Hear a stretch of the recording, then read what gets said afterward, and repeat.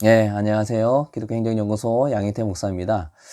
오늘 강의는 종교 활동비, 목회 활동비에 대한 내용을 좀 전해 드리려고 합니다. 이 종교 활동비, 목회 활동비가 사실 처음에 결정될 때 여러 가지 이야기들이 많이 있었죠. 어떤 것이 과연 목회 활동비냐라는 것 때문에 좀 여러 가지 많은 이야기들이 있었습니다.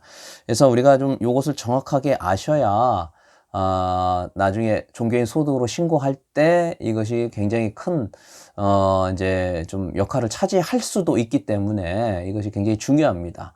그래서, 목사님께서 하시는 모든 일들은 사실 다 목회 활동이죠. 목회 활동 아닌 것이 뭐 어디 있겠습니까? 대부분이 목사님께서는 목회 활동을 좀 하고 계셔요. 예, 그러나 우리가 분명하게 알아야 될 것은 목사님들께서 하시고 있는 대부분의 일들이 목회 활동이면 그 목회 활동에 대한 것들은 비과세, 세금을 내지 않는다라는 것입니다. 그래서 목사님들께서 이 내용을 아시면 요대로 이제 잘 하시면 될 것 같습니다. 종교인 소득으로 신고할 때 목회 활동비는 제외가 됩니다. 예를 들어 목사님께서 한 300만 원 받으시는데 목사님께서 300만 원을 수령하시고 통장에 찍힌 금액이 300만 원인데 그중에 목회 활동을 하느라고 뭐 한 100만 원을 사용했다고 하면은 원래 받은 수령액이 300만 원이니까 종교인 소득은 300만 원이죠. 그런데 300만 원으로 신고하지 않고 200만 원으로 세금이 있냐 없냐를 이제 결정을 하는 것입니다. 그래서 이 목회 활동비, 종교 활동비가 어떤 것이고 어떻게 해야 그것이 이 종교 활동비로서 비과세가 되느냐, 이것이 굉장히 중요합니다. 그런데 이 종교활동비라는 것이 그냥 해서 되는 것이 아니고 내가 임의로 종교활동비다 해서 되는 것이 아니라는 것이죠. 그래서 이것이 어떤 요건을 좀 충족을 해야 됩니다. 19페이지, 교재 19페이지, 국세청에서 만든 PDF 파일의 19페이지를 보시면 맨 위를 보시기 바라겠습니다. 종교활동비 동그라미 3번 했죠. 그래서 종교활동비는 반드시 종교단체 의결기구를 통과를 해야 합니다. 그래서 정관에 종교활동비라는 그 목록이 있어야 되고 그 종교활동비에 신방비, 뭐 도서비, 뭐 아니면 뭐 누구 접대비 등등등 해서 그런 목록들이 다 제시가 되어 있어야 한다는 것입니다. 그래서 이것이 제시가 되어 있지 않는데 쓰는 것은 종교활동비, 목회활동비 아니다. 즉 비과세로 빼면 안 된다, 그 얘기인 겁니다. 그래서 정관 정비가 잘 되어 있어야 한다라는 겁니다. 그래서 이 정관에 좀 잘 나와 있어야 되고요. 그리고 맨 밑에 종교활동비 밑에쯤에요. 승인에 따라 결정된 지급 기준에 따라 지급되어야 된다. 그러니까 승인에 따라서 해야 된다는 건 뭐냐면은 예산안 통과된 그 한도만큼이다라는 겁니다. 그런데 한도가 넘으면은 안 된다는 거고, 만약에 넘을 거면은 공동위회를 거쳐서 다시 예산을 승인을 받아야 된다, 그 얘기를 하는 겁니다. 그러니까 그 한도가 무조건 다 쓰는 건 아니고 그 예산안 안에서 맞춰서 해야 된다, 그 얘기입니다. 그리고 또 한 가지는 뭐냐면은 종교 활동을 위하여 통상적으로 사용할 목적으로 지급받아야 한다. 이건 바꿔서 얘기하면 우리가 일반적 상식 개념을 넘어서는 안 된다라는 겁니다.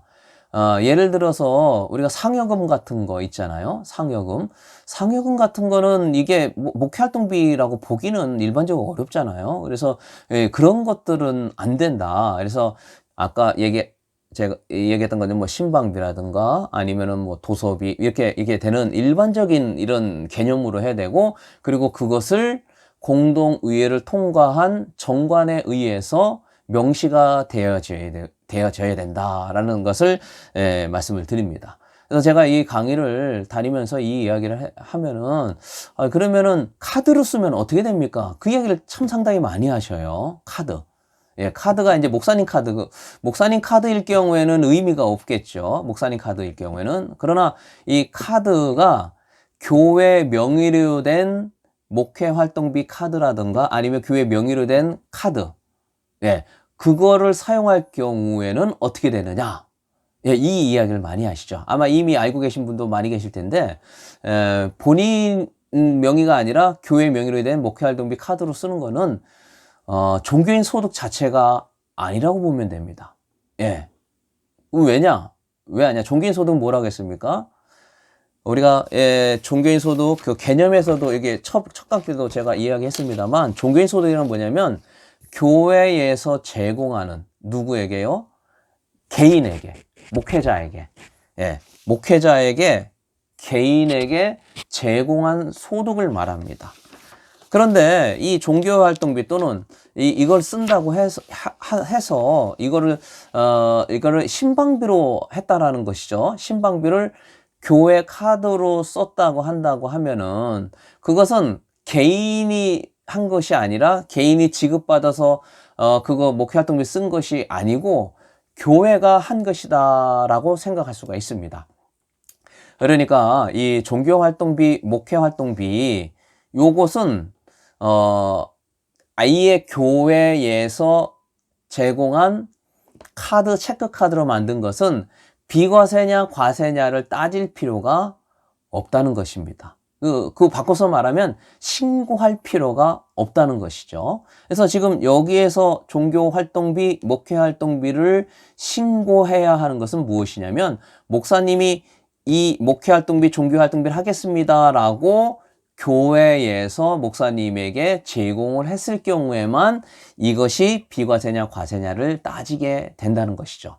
그리고 비과세니까 그만큼 빠진다. 예를 들어서 목사님께서 200만 원 사례비, 200만 원 사례비인데 목회활동비 하세요 하고 50만 원을 목사님께서 지급을 매달 받으셨어요.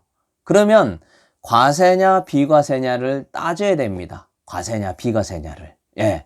그래서 과세냐 비과세를 따져서 요 내용에 충족한 것이 되어 있으면은 비과세입니다. 그래서 200만 원 중에 200만 원을 목사님 받으시고 50만 원을 목회 활동비로 해서 받으셔서 250만 원이 목사님이 통장에 찍힌 겁니다. 실수령액으로. 그럴 경우에는 과세냐 비과세를 따지는 것이죠. 왜냐면 종교인 소득이 250이거든요. 예, 250에서 그 중에 비과세를 다 빼야 종교인 과세가 되기 때문에 그렇게 되는 것이죠. 그래서 그래서 목사님이 지급받은 것을 얘기하는 것이죠. 카드로 해서 받은 것, 요거는 과세냐 비과세냐 따지지 않는다는 것입니다. 그래서 나중에 신고할 때 교회 카드 또는 목회 활동비, 목사님 명의가 아니라 교회 명의로 된 목회 활동비 카드나 체크카드죠. 아니면은 교회 카드로 뭐 신방 가서 신방 가가지고 거기 병원에 가든지 아니면 뭐 해가지고 음료수 사가지고 하는 거 있죠. 이런 것들은 교회 카드로 쓸 경우에는 그것은 과세냐 비과세냐를 아예 보지를 않습니다. 그래서 지금 여기서 말하는 것은 목사님이 수령을 한 거예요. 250만 원. 예. 그중에 목회활동비 하라고 한 거죠. 예. 그런데 목회활동비 50만 원씩 줬는데 목회활동비 다 쓸 수도 있고 안 쓸 수도 있잖아요. 그러면 안 쓰고 있는 것은 목사님께서 다 안 쓴 거는 과세가 되는 겁니다. 안 쓴 거. 예. 그게 무슨 얘기냐? 목사님께서 신방을 가셨는데 또는 뭐 목회 활동하느라고 도서도 사고 다 하셨어요. 예, 그리고 통장에는 목회 활동비 하라고 50만 원에서 250만 원을 받았어요. 본봉이 200만 원이고 목회 활동비 50만 원에서 250만 원 받았는데, 그랬는데 카드 쓰지 않고 그런데 이거 이렇게 목사님 돈으로 해서 그 목회 활동비를 한 거죠. 목회 활동비 해가지고 신방을 하는 거를 뭔가를 샀어요. 그런데 그게 50만 원이 한 달에 넘을 수도 있고 안 넘을 수도 있잖아요. 예. 근데 안 넘었어요. 40만 원 정도밖에 못 썼어요. 그러면 10만 원은 목사님 개인이 썼다고 보는 겁니다.